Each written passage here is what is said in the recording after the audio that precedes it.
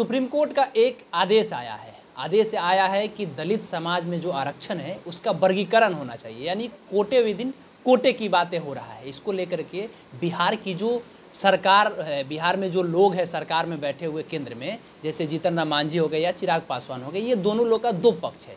चिराग पासवान कह रहे हैं कि सुप्रीम कोर्ट को एक बार सोचना चाहिए, वहीं जीतन राम मांझी साफ तौर पे ये बातें कह रहे हैं कि जो सुप्रीम कोर्ट का जजमेंट आया है उसका हम स्वागत करते हैं, क्योंकि असली जो मलाई है वो बहुत सारी ऐसी दलित समाज में जातियां हैं जिसको नहीं मिल रहा है। इन्हीं सारे मसले पे बातें करने के लिए हमारे साथ में राष्ट्रीय जनता दल की एमएलसी उर्मिला ठाकुर जी हैं। मैडम, आप इस आरक्षण के वर्गीकरण को किस नज़र से देख रही हैं? जिस तरह से बातें हो रहा है इसको कैसे देख रही हैं आप? मैं आपको याद दिलाना चाहती हूँ, कोटे के अंदर कोटा हो, आपको याद होगी इसी मुद्दे पर हमारे पार्टी के उस समय वर्तमान सांसद हुआ करते थे एपीए सेकेंड की गवर्नमेंट में, जब ये आया था कि महिला को 33% आरक्षण मिलनी चाहिए तो उन्होंने उस बिल को फाड़ने का काम किए थे।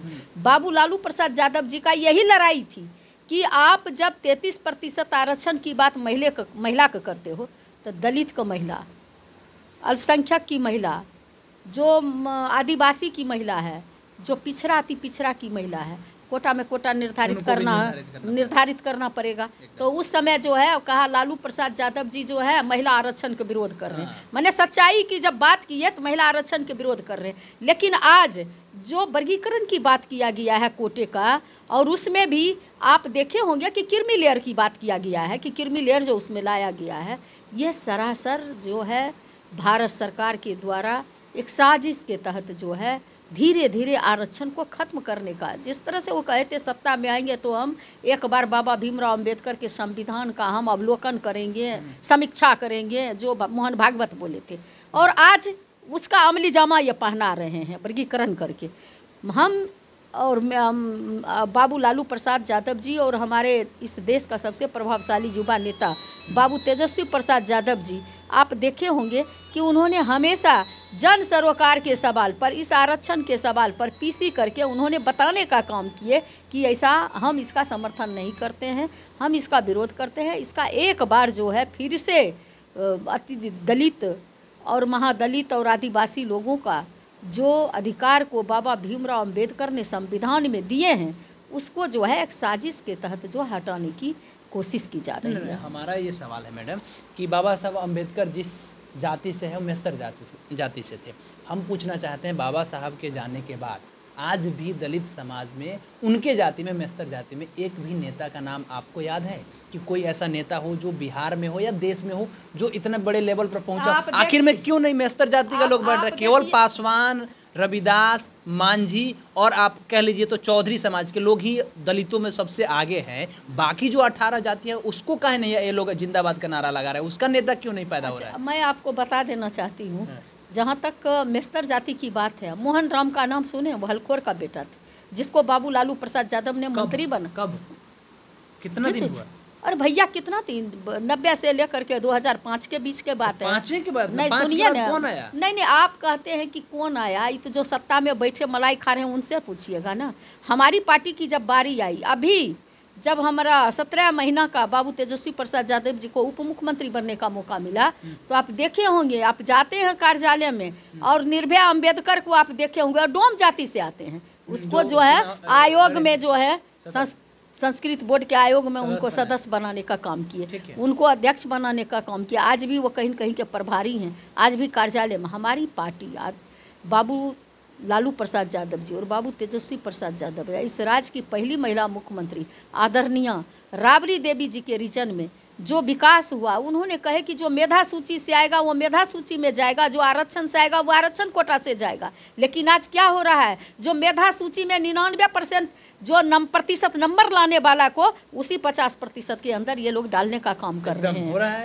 और मैं ये भी कहना चाहती हूँ आपको कि अगर आपको आरक्षण का कोटा 50% से नहीं बढ़ना चाहिए, तो मैं पूछना चाहती हूँ, मैं किसी का विरोध नहीं करती, मैं उनका भी समर्थन करती हूँ। आदरणीय नेता बाबू तेजस्वी प्रसाद यादव जी, जिसकी जितनी भागीदारी उसकी इतनी हिस्सेदारी के तहत उन्होंने 75% जो कोटा तय किए उसमें 10% वो भी शामिल थे। 65% और लोग थे और 10% वो थे जो आरक्षण का विरोध करते हैं, लेकिन मंडल कमीशन का विरोध करते हैं। लेकिन बाबू तेजस्वी प्रसाद यादव जी ने उनको भी शामिल किए और कहे कि नवीं अनुसूची में भारत सरकार शामिल कर दे। आज अगर आप देखे होंगे चुनाव से पहले नरेंद्र मोदी जी अगर नवीं अनुसूची में शामिल कर देते, उनको दबा के रखे और अपने लोगों को कोर्ट के माध्यम से कोर्ट भेजवा करके इसको जो है डिस्क्लोज करने की बात किए कि नहीं 50% से जो नहीं। मैं कहना चाहती हूँ अगर 50% से एक्सीड नहीं करे आरक्षण नहीं किया जाए तो 10% पर आपने चर्चा क्यों, हाँ EWS पर आपने चर्चा क्यों नहीं किया? आपने उस पर क्यों नहीं कहा कि उसको भी बंद करिए? तो जब नहीं आगे होगा, एक साथ मुंह फुलाना, गाल फुलाना और हंसना एक साथ नहीं हो सकता। या तो गाल फुलाया जाएगा या हंसा जाएगा, लेकिन ये तो गुड़ खा या गुलगुल्ला से परहेज इन लोगों को है। अच्छा। इसलिए मैं कहना चाहती हूँ जो वर्गीकरण किया गया है दलित, अनुसूचित जाति और अनुसूचित जनजाति का, ये सरासर जो है उसके आरक्षण को खत्म करने की, बाबा भीमराव अंबेडकर के दिए हुए अधिकार को सीमित करने की ही नहीं खत्म करने की एक कोशिश है। दलित समाज में जो जातियां हैं जिनको लाभ नहीं मिला है वे लोग कह रहे हैं कि ये अच्छी चीज़ें हैं। मुसहर जाति के लोग जीतन राम मांझी कह रहे हैं कि सारा मलाई तो पासवान लोग खाते हैं, रविदास खाते हैं, तो हम लोग को जब नहीं मिलता है, हमारे जाति के लोग भूखे सो रहे हैं, इनको आरक्षण का लाभ नहीं मिल रहा है, डोम जाति के लोग को लाभ नहीं मिल रहा है, मेस्तर को लाभ नहीं मिल रहा है, भंगी को लाभ नहीं मिल रहा है, तो वे लोग तो एक तरह से खुश हैं कि हाँ इससे हमको फ़ायदा होगा। अब इनको कहा जा रहा है कि ये लोग आरक्षण विरोधी है, ये लोग चाहते हैं कि दलितों का आरक्षण खत्म हो जाए, इसलिए ये सारा चीज़ हो रहा है। 21 तारीख को पूरा भारत बंद करने का ऐलान हुआ है। क्या लग रहा है आपको कि वो सफल होगा? बिल्कुल सफल होगा, हमेशा एकदम बिल्कुल समर्थन। हम लोग तो लड़िए रहे हैं इस बात के लेकर के, और उस आरक्षण के खिलाफ हम लोग जा भी रहे हैं सुप्रीम कोर्ट में। हमारे आदरणीय नेता गए हैं सुप्रीम कोर्ट में कि आप जो है कहते हैं, आप तो ये भी देखे होंगे कि ये लोग विशेष राज्य का, बिहार कितना पिछड़ा हुआ राज्य ना, विशेष राज्य का दर्जा, विशेष पैकेज जो हमारे आदरणीय नेता नितिन गडकरी से मिल करके जो योजना लाए, जिसको इम्प्लीमेंट किए, वो सारे चीज़ों को शामिल करके कहते हैं हम विशेष पैकेज दे दिए। हमेशा झूठ बोलने का, झूठ और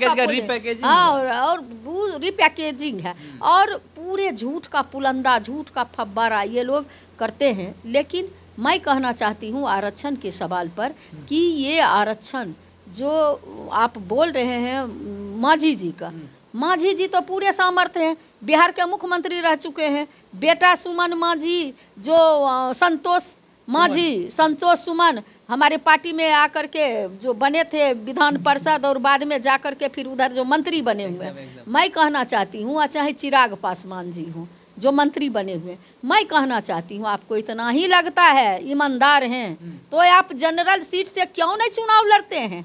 आप क्यों गया के सुरक्षित सीट से मांझी जी आप चुनाव लड़े? आपको तो दूसरे का, और हाजीपुर से चिराग जी क्यों लड़े? आप अगर इतना ही समझते हैं कि हम हितैषी हैं तो आपको तो नहीं लड़ना चाहिए। आपको तो, आप तो सामर्थ्य से भी महासामर्थ्य हैं, है ना। और चिराग जी तो कैपिटलिस्टों में, आज से हम लोग का उम्र उस समय 20-25 वर्ष हो रहा होगा, तो उस समय जो आज से 30 साल पहले जो है वो क्या कहते हैं स्वर्गीय रामविलास जी विश्व का 73वां कैपिटलिस्ट हुआ करते थे। उनके बेटा चिराग जी हैं और चिराग जी आज भी हैं। वो धन लेकर के थोड़े स्वर्ग चले गए हैं, धन तो यही है, संपत्ति तो यही है। तो इनको तो सबसे पहले संपत्ति बांटना चाहिए कि संपत्ति ले जाओ, विश्व का दलित समाज में बांट करके दलित को खुश करना चाहिए, दलित को ऊपर उठाने, गरीब की बेटी बेटा को पढ़ाना लिखाना चाहिए। पढ़ने लिखने के लिए जो है कहे कि अगर कहीं कठिनाई होती है तो दरवाजा जो है चिराग जी का खटखटाना, हम उसको पढ़ाएंगे लिखाएंगे। अरे कहीं आवे या नहीं आवे, मेरा कहने का गरज ये है कि जब आप कहते हैं दलित का आरक्षण जो भी हुआ ठीक है, सुप्रीम कोर्ट को एक बार, अरे भाई आप सरकार में बैठे हुए हो, आप नरेंद्र मोदी जी को कहो ना जो आरक्षण तय किया गया नवीं अनुसूची में शामिल कर दीजिए, करवाओ ना पार्लियामेंट में, पूरे भारत में आप जातिगत जनगणना करा लो ना, बिहार को विशेष राज्य का दर्जा दिला दो ना। चिराग जी का दोहरा चरित्र दिख रहा है, एकदम बिल्कुल दिख रहा है।